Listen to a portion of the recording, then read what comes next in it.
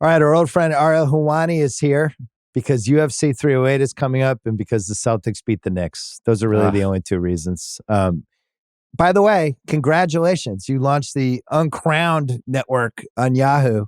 Uncrowned? What are we calling it? Uncrowned? Uncrowned network? Yeah, Uncrowned. It's just Uncrowned. Okay. By the way, you know what?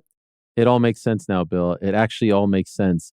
I can't tell you how happy I was when I got the text from you 2 days ago in the midst of the Celtics just absolutely laying the smackdown on my beloved Knicks. A very depressing night. And I got this text and I knew you were probably watching the game and very happy about what was happening. But the text made my night because look, I'll be honest. The only question, I got one question when, the new era started. I got one question. I swear on my life, I was at the Olympics. People come up to me. Does this mean no more appearances on Bill's show? And I said, listen, no. That was the question I got. It was the only question I got. Honestly, everyone was excited except for this. And I said, look, it's up to him. I'm not going to beg to be on a show. I'd love to be on. I always love to be on. And then I got the text and I was like, you know what? Shout out to Bill. And then, of course, you mentioned this right here and now about the Celtics. I'm kind of over it. It's all eyes on Pacers Friday night. And so now I just kind of feel like you invited me to rub it in. No. Well, I did want to make fun of Mikal Bridges' hitch for like 2 seconds. No, we're good. We're good now. Look, did you see the end? The fact you don't have a center. Yeah, you made 1-3 at the end. Don't have a center. What are you talking about? We have one of the greatest shooting big men in the history of the NBA. You have a stretch five. Yeah, would you have rather that or Precious Achiuwa? Imagine they don't make that deal and Precious is our starting center and he's injured. We're now starting games with Jericho Sims as our starting five.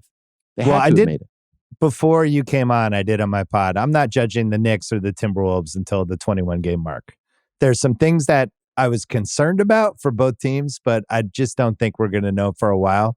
I'm actually a little more concerned just with the Timberwolves that their identity changed so dramatically. You guys had already lost Hartenstein, and you knew it was going to be a little different this year anyway. But we'll know. 21 games in, we'll know. Who won the trade, in your opinion? Right now, who do you say will win the trade in the end? So I've changed my mind on this 7 times. And heading into the season, I was like, I think Minnesota won the trade. And then I watched it and Davis was just annihilating them. And I was like, man, I know he used to do well against the T-Wolves last year, but not this well. And just having these big bodies to throw at people like him and Jokic was such an advantage for them. And they just felt smaller to me.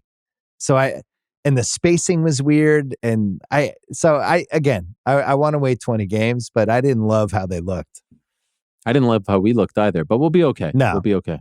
Well, the big thing, I said this at the top, you just need to figure out how to incorporate Bridges more because I actually think he's a really, really advanced playmaker. I think he can create shots for people. I think you can run offense through him, and they just kind of have to figure out how to get him more involved. So he was just kind of standing on the side a lot of that game. That and Josh Hart just gives you nothing offensively right now. I feel like his confidence isn't there, and I feel like he would be better suited off the bench. I don't want McBride to start because he's such a lightning rod off the bench. I don't know what the answer is. I can't wait for the Tyler Kolek era, though, to officially begin. He will be our eventual backup point guard, and I think he'll be incredible. I love that kid. I adore him. Well, I knew the Celtics were going to be awesome these first 2 months because it's the history of after you win a title, you always have a jump the next year from a confidence. They brought everybody back. They have the same infrastructure. They're going to shoot even more threes. So they're going to look really good the first 2 months compared to a team that's, just been thrown together in some ways. So right. Any word on if Reggie's going to stick around as a broadcaster next year when all the changes happen? Because he is just getting insufferable. I mean, he was horrendous. Tough. I mean, it's just like, oh, they have a chip on their shoulder. Oh, my God. There's no chip on anyone's shoulder. Calm the F down, Reggie, okay? Just because Jason Tatum didn't play in the Olympics, the guy's doing fine. All right? This narrative that they're trying to build that the Celtics have some sort of chip on their shoulder Tatum is has a chip. lazy. Tatum has a chip. I don't think there's any question. What's the chip? He was MVP of the final. What is the chip? I know, but he not playing the Olympics, I think it was a look at the mirror moment, and he fixed his shot, and he looked great. Right. So the thing with you, first of all, my son demanded that I had you on this week. Love Ben. Second, people have been joking in my life with me about how is my son going to be my Bronny James, where, he graduates high school and then he's in college for a year and then he's vice president of the Ringer. And I'm just like, here's my son. He's running stuff now. And I was like, my son's not working for me. He's going to work for Ariel in 5 years. That's going to be his boss. Can I hire him right now? Yeah, he probably could.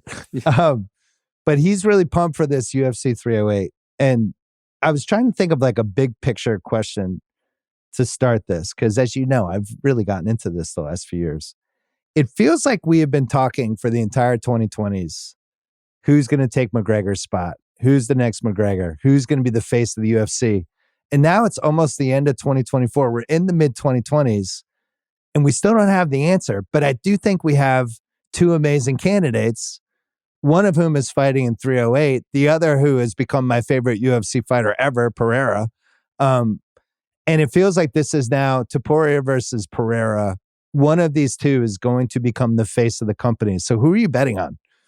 Wow, that is a great question. I think Topuria's longevity is on his side. He's a lot younger. You know, Alex Pereira had a entire kickboxing career before he became an MMA fighter. He was a 2-division champion in Glory. He's 37, I believe, off the top of my head. Topuria is still in his 20s. And so you would have to think, and undefeated, he's never been knocked out before. He hardly gets hit in his fights. So I would say him. Obviously, he also opens up that whole market in Europe and in particular in Spain. Dana White said earlier on Thursday that they're now talking to Barcelona and Madrid to hold an event there in 2025. And he's been pushing for them to go to the Bernabeu, which is where Real Madrid plays, which would be a gigantic deal, like 80,000 people. And I think they can actually draw 80,000 for a Topuria title defense there. They're not having those discussions, if not for Ilia Topuria and how popular he has gone. I said this on my show this week, and it's a very lazy thing to compare people to Conor. Oh, he's just like Conor. He's playing a Conor character. And Max himself has accused Ilia of being a copycat. But when you listen to Ilia speak, the confidence that he has, the way he talks about his opponents with no respect whatsoever, just like that he's going to flick them off his shoulder, it is very reminiscent of 2015, 2016 Conor McGregor. He is not trying to be friends with these guys. He doesn't want to be respectful towards them. He's not trying to pay them, any kind of respect, pay homage to them or anything. He is there to annihilate all of them. And thus far he has. So the build has been great. If I had to pick one who's just going to be at the top longer, it's probably Topuria. But I would say right now, no one dislikes Alex Pereira. A lot of people dislike Topuria. A lot of people want to see Topuria get his comeuppance, want to see the beloved Max Holloway shut him up. There's no one who feels that way about Alex Pereira. So it's a bit of a two-parter answer. Is Pereira the highest approval rating UFC fighter since who? God, that's a great question. He's just absolutely beloved. I just can't believe how much I enjoy his fights. Just every piece of it, from the walkouts to the ring to his Michael Myers stare down of the opponent when they're just showing him. It's like, it's the best theater we have in any combat sport right now. Couldn't agree more. That's MMA or boxing. He's the male fighter of the year, and some of my friends are trying to say if Topuria wins, he'll be 2-0 with a win over Volkanovski and Holloway. If Holloway wins, we'll have the BMF win and then this win. Those guys are 2-0 and they're great wins. Alex Pereira is not only the fighter of the year, male fighter of the year for 2024 for the UFC, he is their MVP. He has saved their ass 3 times this year. They didn't have a main eventer for UFC 300. He says, fine, I'll do it essentially on a month's notice. They had Conor McGregor with a busted toe for this gigantic card in late June. They couldn't find a soul. The guy is in Australia doing a promotional tour 10 days before the fight, and he says, fine, I'll do it with his own broken toe. And he beats a guy who he had just beaten like 8 months prior at MSG. And then he wasn't supposed to fight in Salt Lake City. Salt Lake City was supposed to be headlined by Topuria versus Holloway, and the main event for this weekend was supposed to be Islam Makhachev against Arman Tsarukyan. Makhachev got injured. They didn't have a main event for Abu Dhabi, which is a huge market for them. So they pushed Topuria and Holloway to Abu Dhabi and left them without anyone for Utah. Now, you may say to yourself, who cares about Utah? Utah is paying a ton of money for the UFC to come hold events there. The owner of the Jazz and the hockey club, Ryan Smith, is leading the charge. He wants the UFC. So that's why they've had these 3 big shows there the last 3 years. They needed a big main event. So they called upon, once again, the MVP, Alex Pereira, to save the day. There's only one guy who is an open hater of Alex Pereira, and it's Jamal Hill. Jamal Hill is like his biggest hater, but that's just because he's trying to get another fight against him. Everyone else, to your point, you're 100% right. It has been a very long time since there has been someone at the top like this who just doesn't seem to have any detractors whatsoever. So who was it? So has this ever happened before?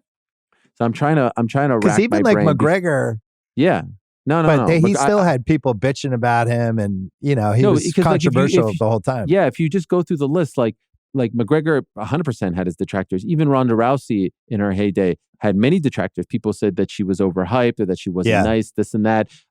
Even George St. Pierre, who is from my hometown, who is like the nicest, most down-to-earth, respected guy and respectful guy, people would say sometimes that he was too boring. You can't say any of that about Alex Pereira. Even Anderson Silva, in his heyday, people said, sometimes he doesn't take it seriously. He's acting crazy. He's not delivering when he should be delivering. He's kind of playing with his food. Demetrius Johnson is another one.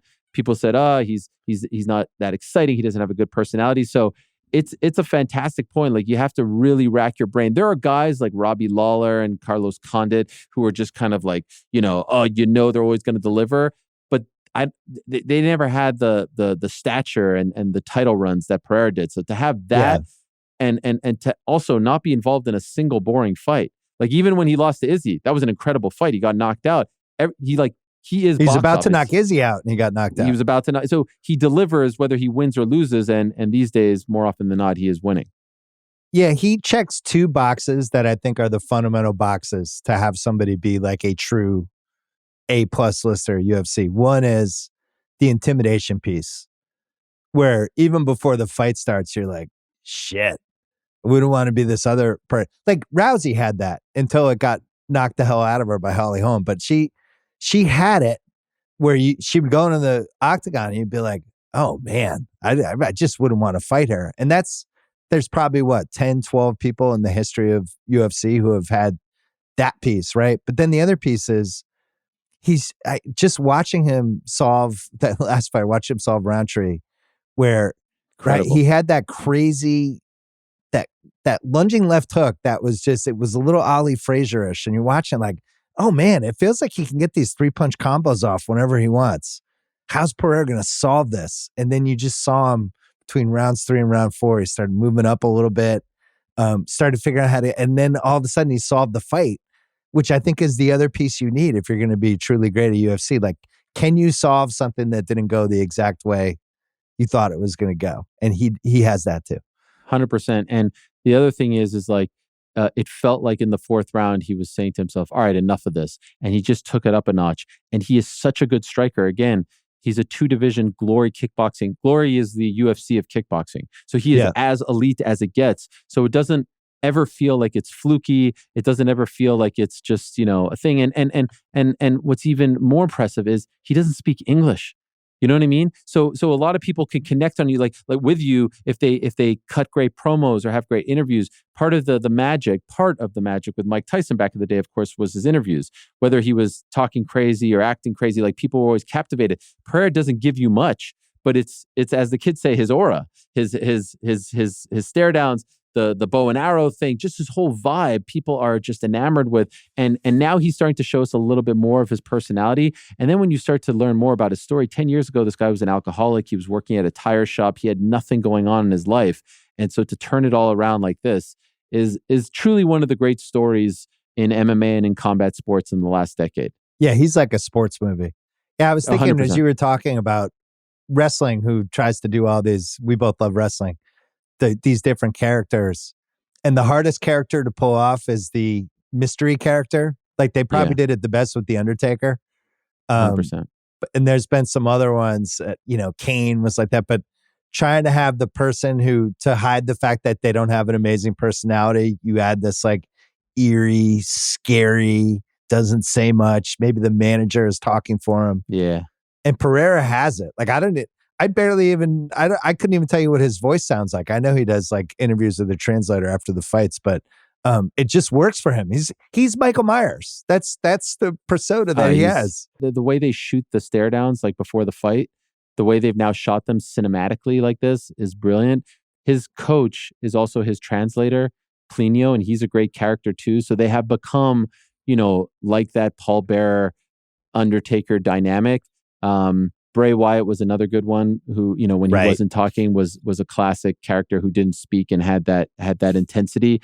One of my all-time favorites was Kamala, the first Kamala in our lives. Back in the day, not Kamala, the Ugandan giant with Kimchi. Remember him? Like I was legit terrified of that guy. And Kimchi would speak, I believe that was his name. He would speak on his behalf. So, yeah, that's part of it. Now, most people you would say, oh, you need to speak English. Like Triple G, once he starts saying big drama show, even though it was like short sentences, it took his popularity to a different level. Khabib became more popular when he started speaking English. Anderson did as well. Junior Dos Santos did as well. Pereira doesn't need it. I've never heard him say anything in English other than maybe thank you. And no one is asking for it. No one needs it. No one wants it. He's my first favorite UFC fighter. And I've been watching for a while. He's the first one that I'm like, I just love this guy. I'm going to be devastated if he loses. I was really scared during that last fight. Have you seen him live? I have actually. I saw maybe 3-4 fights ago. I can't remember who we saw, but I'm the next one. When is the next one? Okay, so here's the interesting thing. On this card is Magomed Ankalaev against Alexander Rakic. Ankalaev should have fought Alex Pereira 2 weeks ago. He is just a tough wrestler from Russia who is just that sort of prototypical tough wrestler from Russia who doesn't offer much in terms of showmanship. And it is very clear. I think he's unbeaten in his last 12. There's one draw in that mix. Yep. It's very clear that the UFC is not too excited about the prospects of A, him fighting for a belt, and also B, him fighting against Alex Pereira, because his skill set, grappling, is Pereira's weakness, so to speak. And so they have put him in there against Alexander Rakic, who's an underdog, but who, if they were being honest with you, in a rare moment behind the scenes, they would probably tell you, gosh, we hope Rakic wins this fight so that, Magomed goes away. If Magomed wins, I don't know how you deny him. And that may be a tough test for Pereira just because of how the skill sets match up. Well, that's one of the reasons this card's so good, because that's 1 versus 5. I think UFC's in a weird place where there's a certain type of fighter that succeeds. And we saw it in the last pay-per-view. That's just not that fun to watch. And that I think as they battle between, do we want the biggest audience possible, or do we want to just have this be a competition between people that are awesome at fighting? Sometimes those two things are directly opposed to one another. And the worst kind of person to watch is just the person who's the takedown guy, who just has you down. It's 5 minutes and he's just grinding him on the top. People want to see Pereira. So I can totally understand why they boned over Ankalaev with this last one, because he should have had the last fight. So a little bit of a tough stretch for them in that regard. And I understand what you're saying. Going back to July, Leon Edwards, who's becoming a huge star in the UK, he loses to Bilal Muhammad, who has that sort of style that people aren't in love with. Then we go to August. Israel Adesanya is fighting for the belt again. He's supremely popular. He loses to Dricus du Plessis, who isn't as popular. Then we get to September, and Sean O'Malley, who connects with a lot of the young kids, who's very popular in his own right, loses to Merab Dvalishvili in a fight that a lot of people didn't like.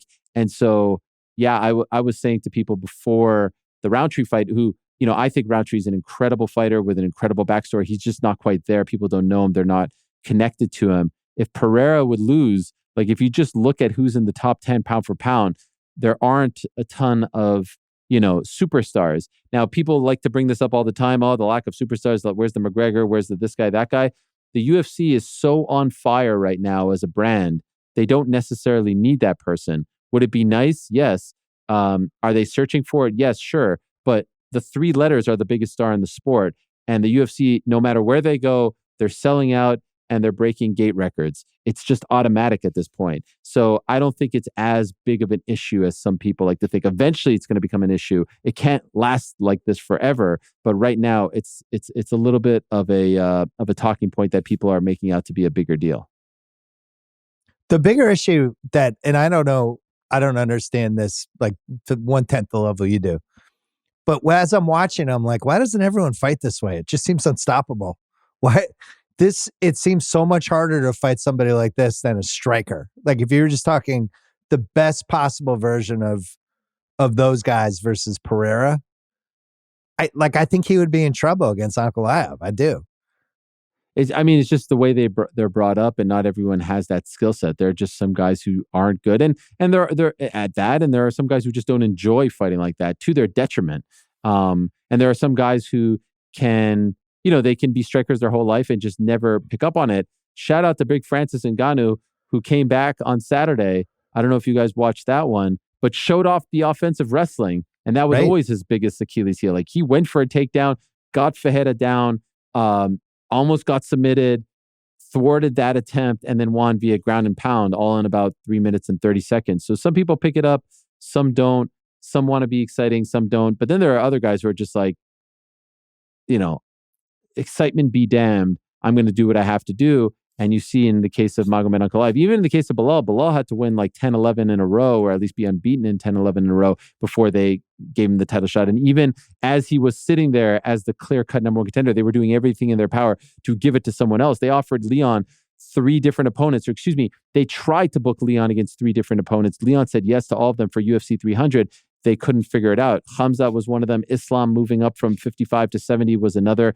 Shavkat, who's the guy Bilal is fighting in December, was another. Like, they really didn't want to do this, but at some point you have to make the fights. So we didn't talk about Max Holloway and what's at stake for him, where I don't want to say his career was over 2 years ago, but it seemed like maybe it was the end of the peak, and he was going to move into that territory that a lot of these UFC guys move into. It's like, oh, I love that guy, and maybe he'll win one, but he's kind of moving to a different phase. And that did not happen. And now if he wins this fight and becomes the first loss for Topuria, like, this vaults him to some new level. He's also beloved. It's a great spot for him. Is there a chance for him, in your opinion? Oh, there's definitely a chance. And he's another one of those guys that very few dislike. He is just absolutely beloved. We met him when he was, I think, 20 years old in 2012. He took a short notice fight against Dustin Poirier at UFC 143. And it's amazing that he's still around, not only still around, but fighting for belts.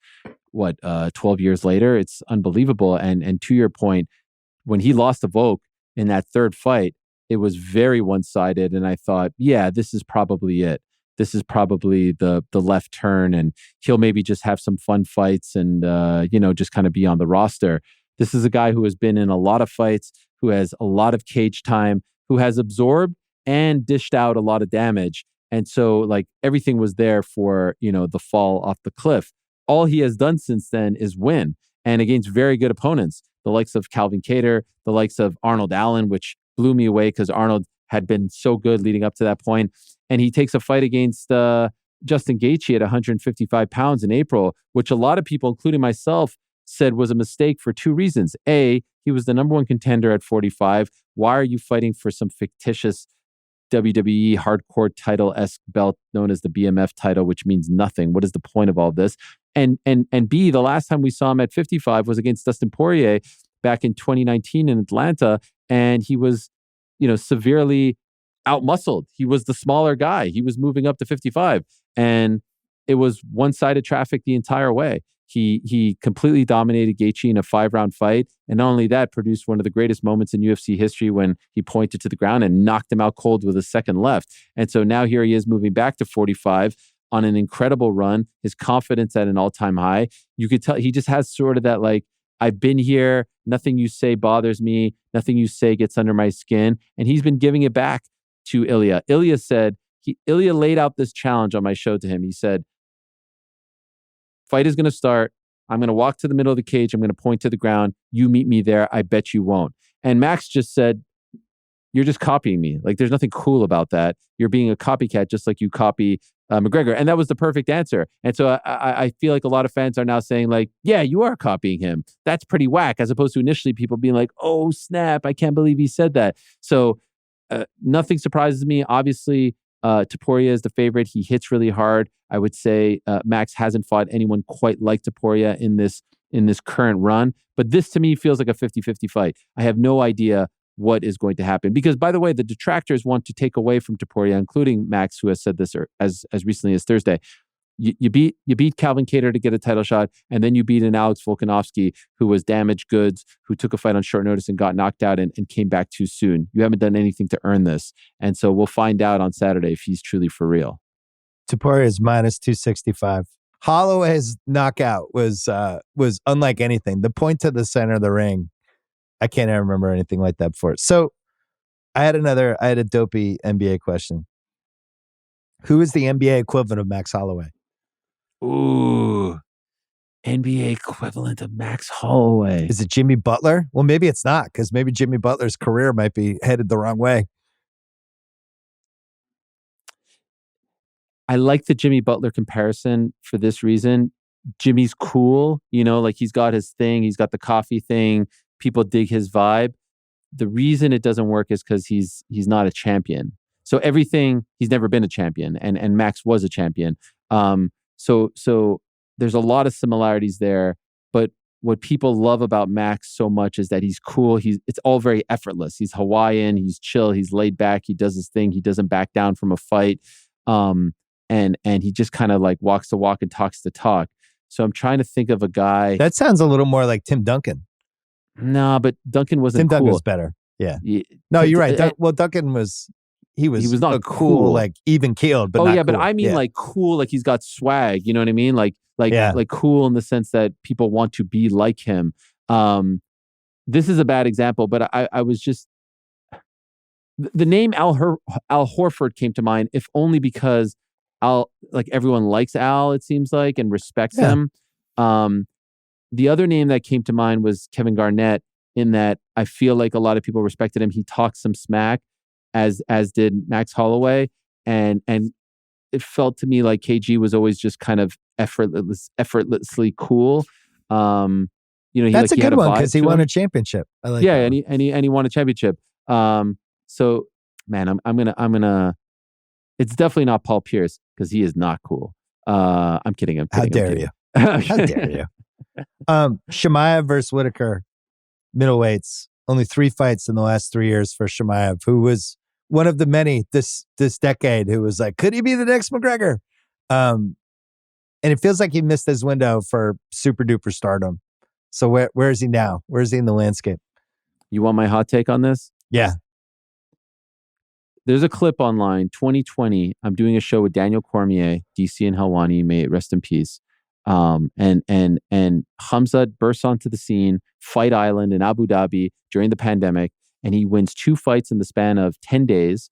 And then he comes back in September and he wins again in a higher weight class, 185. And after that 3rd fight, I said, if Khamzat Chimaev is not a UFC champion by the end of 2021, something has gone horribly wrong. I would have bet my life that he would have been UFC champion well before that. Guess what? Something has gone horribly wrong. He has not lived up to the hype for various reasons. Number one, no fault of his own. He got really, really sick with COVID and actually retired briefly and said he was done trying to battle this. He was convinced not to retire by no less than Ramzan Kadyrov, the Chechen dictator, which makes his presence at times a little bit uncomfortable. Comes back and yes, it's been fine. He's won fights. The level of opposition has gotten tougher, but the hot take is he has lost that intimidation factor. He has lost that aura that we're talking about with Alex Pereira. He has lost that. And when you know who agrees with you? Ben Simmons, the great Ben Simmons, my son. Robert Whitaker is an underdog. I think he's like a plus 260, 70, something like that. Yeah. I love Whitaker via decision. Whitaker is switched on. Right now, his headspace is in an amazing spot. He took a short notice fight against Ikram Aliskerov back in June. He was supposed to fight Khamzat. Khamzat pulls out. Aliskerov, everyone was saying, this could be the guy. He could be a boogeyman. He could catch him. He smoked him. And I just think he is not intimidated. He is not bothered. And what is Khamzat going to do? Is he going to out-wrestle Rob? I don't think so. Is he going to outstrike Rob? Absolutely not. Robert Whitaker has been sparring with Jayo Pataya, in case you are unfamiliar with him, the best cruiserweight in the world of boxing, who is an unbelievable talent out of that region, Oceania as well, who's a beast and the hardest puncher, arguably, in the sport right now. He just scored a knockout a couple of weeks ago in Saudi Arabia. Whitaker is to me, when I see him, I see his physique, I see what he's been doing and saying, I like Whitaker via decision or maybe a stoppage. I'm not buying that Khamzat gets by him. Khamzat isn't fighting enough. He fights once a year. He's got some mysterious travel issue where he can't fight outside of the Middle East right now. Right. It's a huge problem. Even if he does win this fight, I don't know what they do with him because honestly, if he can't fight in the United States, how can he fight for a belt? Now, if not to get political here, but if 45 becomes 47, if you get what I'm saying, that may help the UFC because he certainly helped them with some travel issues back in the day. But otherwise, I don't know what they do with him if he wins. The Simmons family agrees with you. It feels like the odds are out of whack for this one. As you know, the two things I hate the most in combat sports, UFC and boxing, are not fighting enough, and then the guy who starts hitting like his mid-late 30s and got knocked out once or twice. That's always like, it's never headed the right way after that. But in this case, like, you're not fighting enough. And it does seem like he's had some physical toll with, like, I think, how many times did he have COVID? At least twice, right? But one time it was really bad. Like he was coughing up blood and stuff. Yeah. Yeah. And I don't know, just there's, he had that fight last year against Kamaru Usman on relative short notice, and I wasn't blown away. And it was a fight that if it went 5 rounds, I thought Usman was going to win. By the way, worth noting, this fight, and part of the reason why I like Whitaker via decision is this fight's a 5-round co-main event. Whitaker has fought in 5-round fights all day. Khamzat hasn't. Yeah. Whitaker has gas tank for days. Khamzat doesn't. We've seen him slow down against Usman. We've seen him slow down against Gilbert Burns. Whitaker never slows down. Like, he can literally go for days. And so if this goes into 4 or 5, I just don't see how Khamzat gets it done. So if you're betting him, you're almost better off knockout in the first couple rounds versus 100%. Like him winning a decision. 100%. And I just don't. Is he going to take Robert down and ground and pound him? Like, Rob's a vet, man. I just don't see it happening. There's 2 other fights in the main event. Magomedov is fighting. And this is a quote from my son Ben. Oh, okay. He's what the UFC casuals want to watch. Flashy spinning kicks, stand-up fighter. I'm not sold on him. Wow. You're talking about Shara Bullet here. He's got an incredible look to him. He's the pirate. He's the guy who has like the glass eye, and he looks the part. But to your son's point, has fought only sort of like a certain level of competition. He is fighting a great striker, kickboxer named Armen Petrosyan. So this will be an interesting test, but it's still not quite like higher caliber. I don't know if this is the referendum on him that some are thinking it is, but I could see what your son is saying. I can see what Ben is saying. I could see it. I don't. You know what it is? My son feels burned by Sean O'Malley. Is really what it like. That was like, so his just popping his cherry for "don't trust fighters like this" moment. Yeah, cool. The mystique. The oh my god! Like, look at these little 6-second TikTok clips of some movie did, and he just fell for it. I mean, he shouldn't have fought. I mean, that was a tough matchup for him. And Sean did fine, but in the end, Merab wins. This isn't the fight that, Shara Bullet will get exposed. I think it's actually going to be a tremendous fight because of their styles.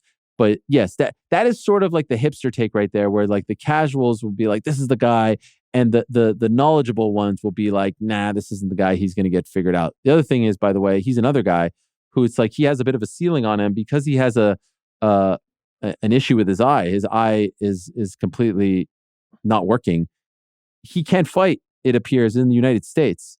So Jesus, because no commission is going to sanction that. That's what we're being told. Now maybe he gets it figured out, but that's another guy who could only fight in these Middle Eastern shows, Riyadh, Abu Dhabi. So bit of a weird one. You like the other fight or no, Murphy?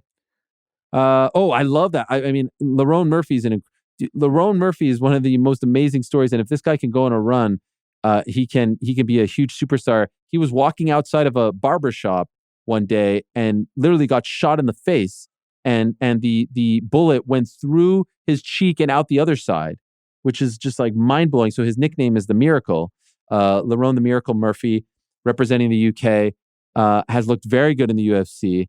Looked really good in his last fight, which is a nice test for him against Dan Ige, who you'll recall took that fight on like 4 hours notice. 4 hours notice, yeah. Yeah. Against Diego Lopez back in June when he replaced Brian Ortega, fought valiantly, but like, a really tough test. This is a nice step up for Murphy.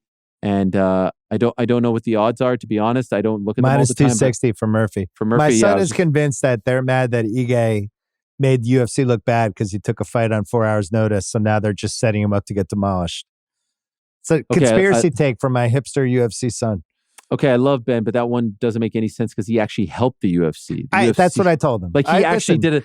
He did them a solid. I can't help you with the UFC hipster teenagers. That's his conspiracy take. He did them a solid. If anything, like they should reward him and love him and not give him someone like Lerone Murphy because he is so good. But I agree with the lines. Lerone should be the favorite. You did boxing recently? By the way, I forgot to mention UFC 308 is an earlier card. I think it comes on 11 a.m. PT, which is 2 p.m. Yeah, the fucking best. I love when that happens. You've done some boxing recently. Didn't you just do an awesome fight? Yes, I was at the Anthony Joshua Daniel Dubois fight at Wembley. Holy shit!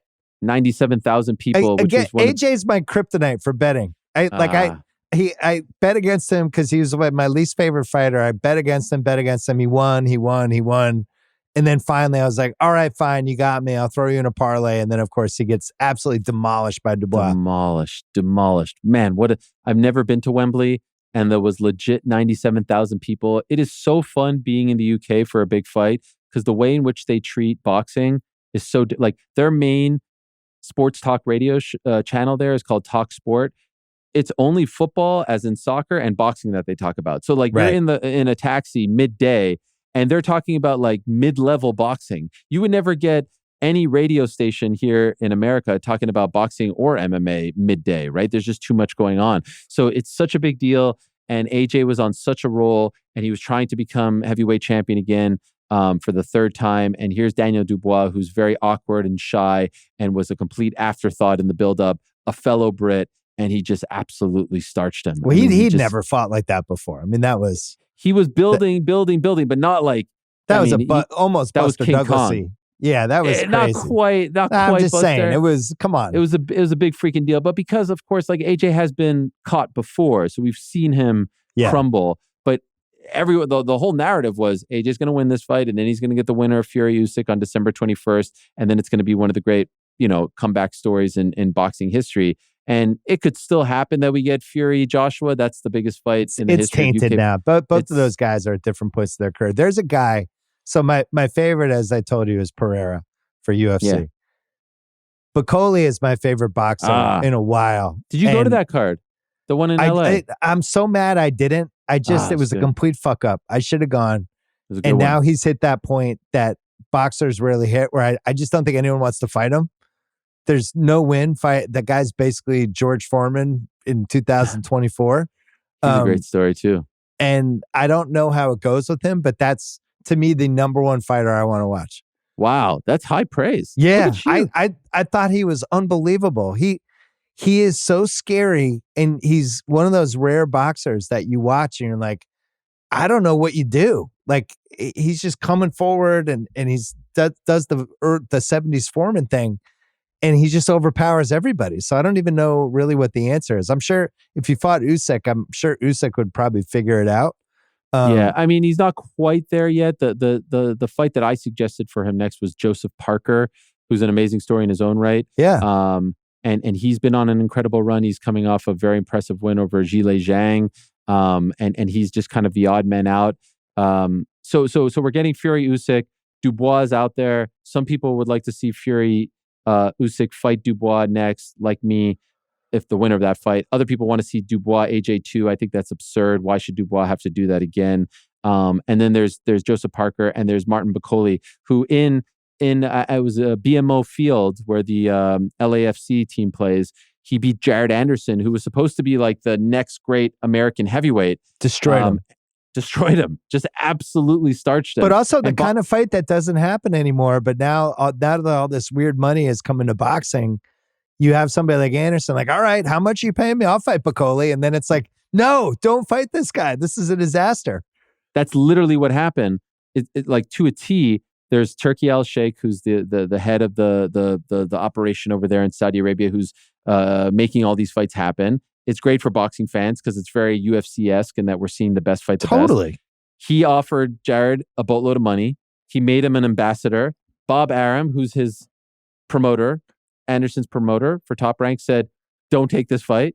And afterwards said, this was stupid and we would have never booked this fight if you were fighting for us on this night. He wasn't. It was a turkey fight. And so Turkey as in Turkey al-Sheikh, not the country Turkey. And look what happened. So now Jared Anderson takes a step back. I will say this though, look at MMA fighters and look at some of the most popular MMA fighters. They all have losses. Some of the most popular have double-digit losses.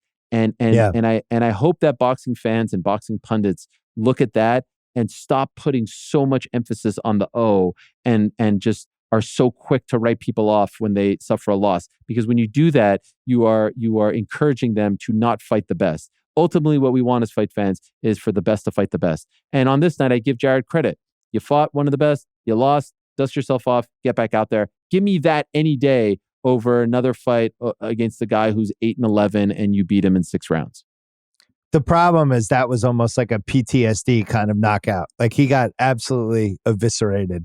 That's a tough one to come back from. Whereas like Joshua could be like, I took Dubois lightly. I didn't realize he had that in him. This was like an absolute demolition. I just worry sometimes with boxers versus UFC. It seems like you can get knocked out and just come back. And in boxing, like you have the wrong knockout, you're just not the same after. Like think about Pacquiao. No. The last time Pacquiao got knocked out by Marquez, that was it. Like he was never the same after that, you know? So true, I hope but that's he was not older. the case for him. He was older. And also to your point, in MMA, you can use other tools to win a fight, right? So let's say you're not feeling good about your striking. Next time out, you use your wrestling and jiu-jitsu. Right. But we saw it with Volkanovski. Volkanovski was never getting hit. He got knocked out by Islam. He comes back 4 months later and he gets knocked out by Topuria. So it happens, especially with the older guys in MMA too. Ariel, great to see you.